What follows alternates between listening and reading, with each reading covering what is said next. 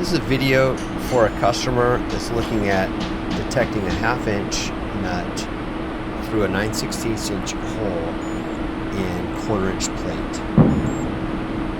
How we accomplish this is with a teach sensor. We actually teach by centering the sensor flush on the underside of the 1/4" plate. We'll center the nut, teach it one time. Now the parameters are stored, and anytime that nut is where it needs to be, and it can actually be out of position, it can be perfectly centered, and I believe we can even test this with vibration. See if we're locked on.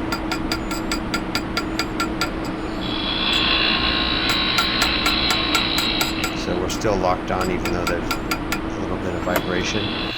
And I want to lift it off and see what tolerance we have if there's debris or something. So I'll lift it up a little bit. And we're pretty solid. So no matter where we're at, the key on this application is one, make sure we're centered over the hole and that the sensor is resting as close as possible to the underside of the 1/4" plate.